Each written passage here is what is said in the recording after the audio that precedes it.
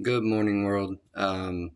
Today we're going to talk about philosophy and how important it is in general as far as science is concerned.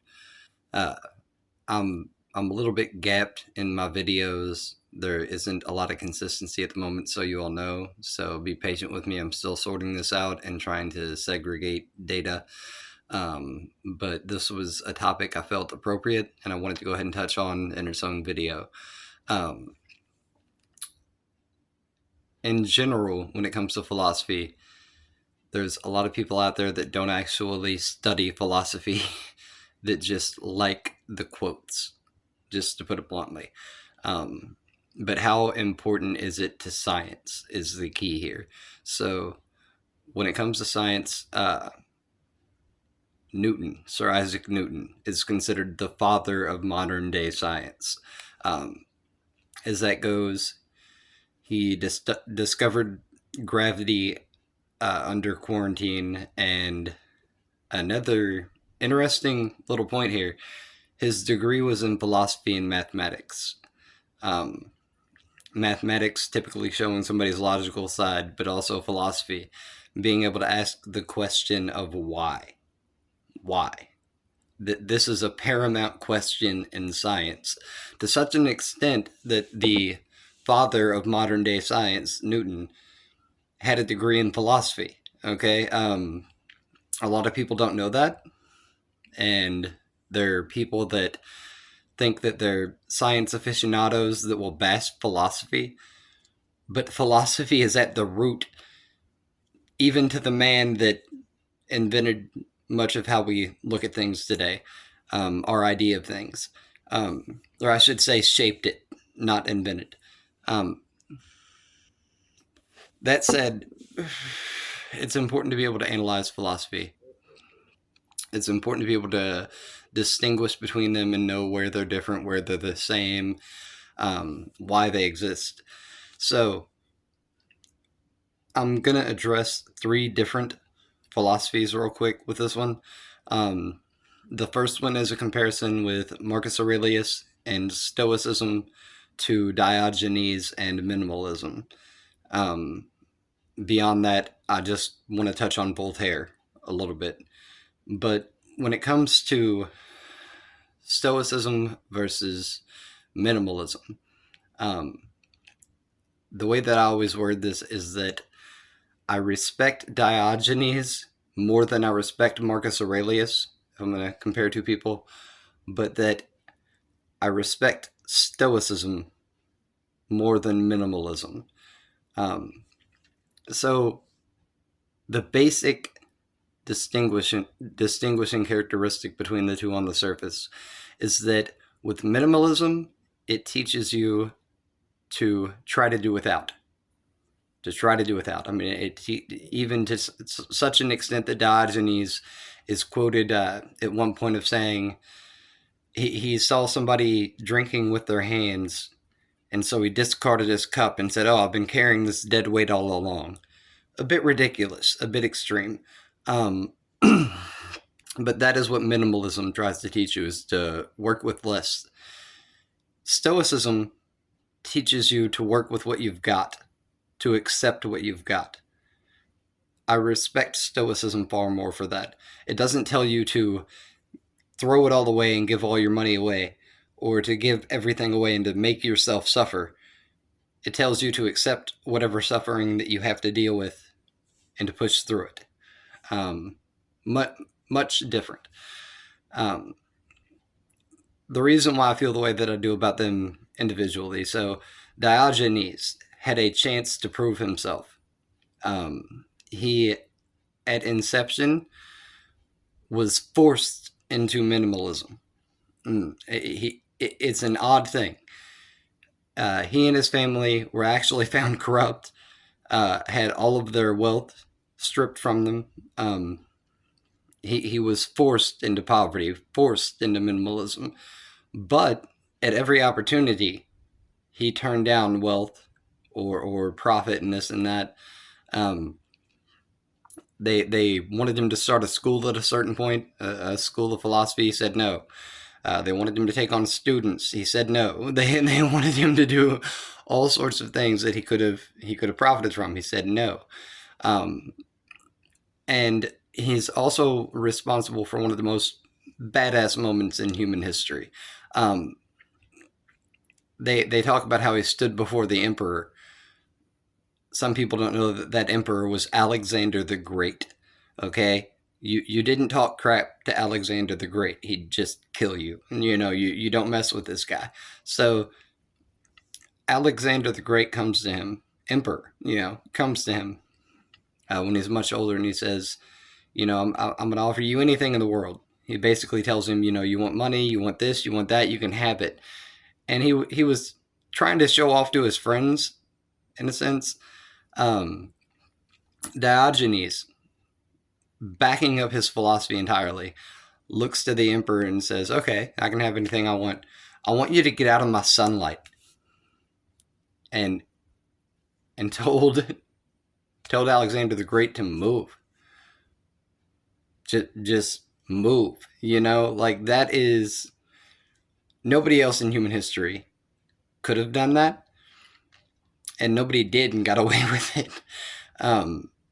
So on the one hand, he was asking for nothing, and it ends up being one of the greatest things ever recorded. Um, what what I respect about him is that he backed up his philosophy when he was put into a position to back it up. He didn't spit in the face of it. He didn't then take whatever he could get. So he meant it. He lived up to it. So I respect him very much for that. Um, Versus Marcus Aurelius.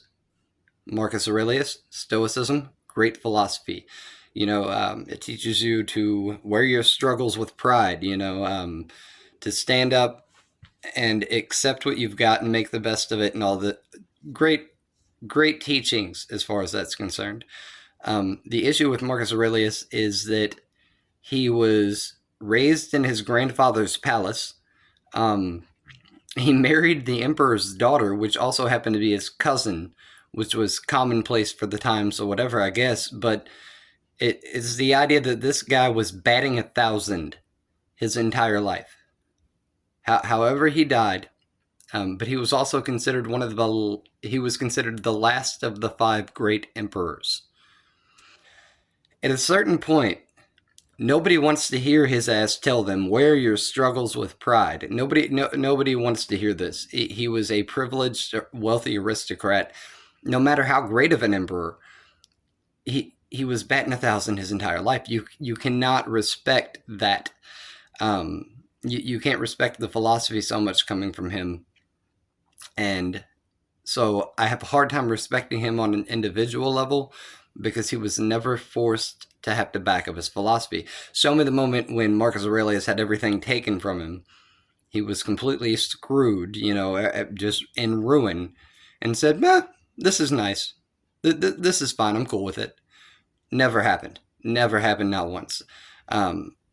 So it is a great philosophy to practice. And there's many other Stoics you can study, but just trying to keep this simple. It's that in and of itself is why I respect Stoicism more than minimalism, because it just tells you to work with what you have and make the best of it. Minimalism tells you to just keep making it harder on yourself, basically.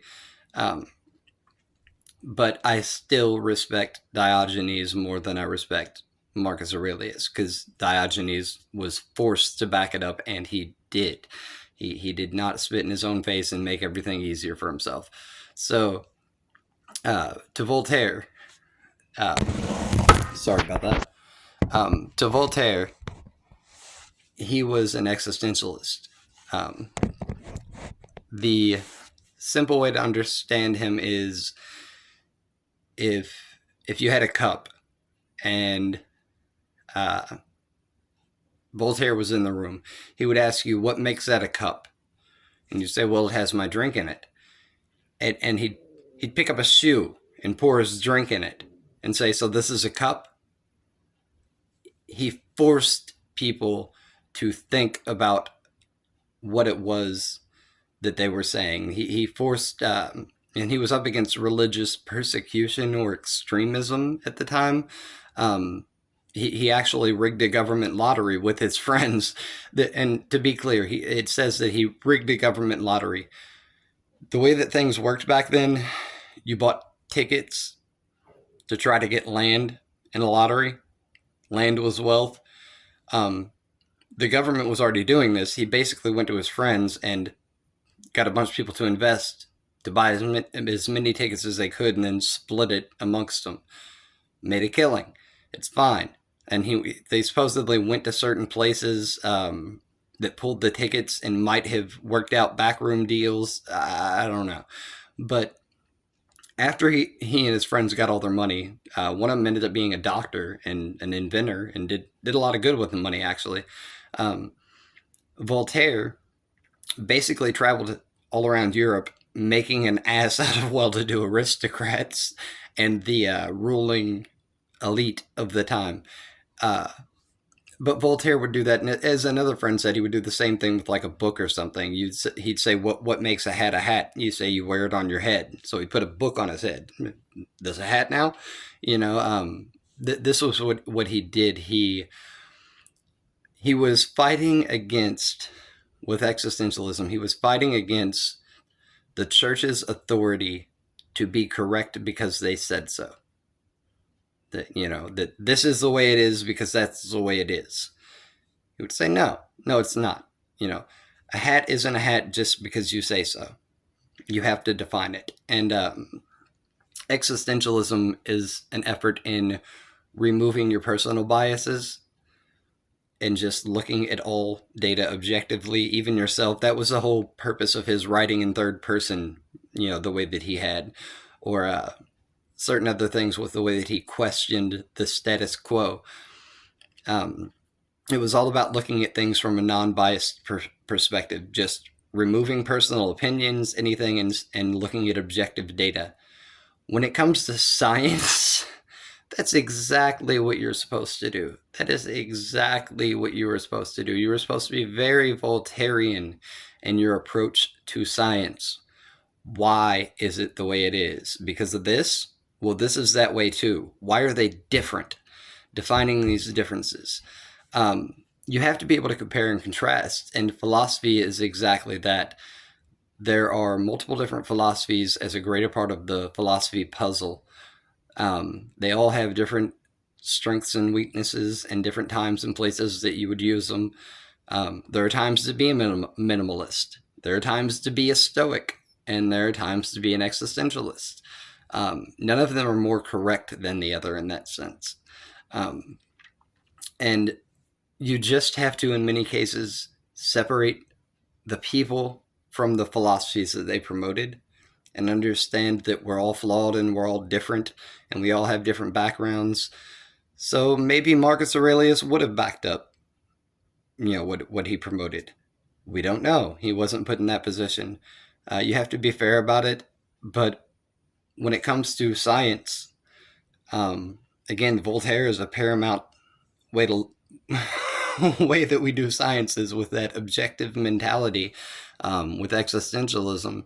And point in case with this, if you can't discuss and dissect the differences between minimalism versus Stoicism versus existentialism, if you cannot make these differences, if you can't discuss them, odds are you will not see the compare-contrast data with chemistry and biology and geometry and how they interact and how they're different, what they do.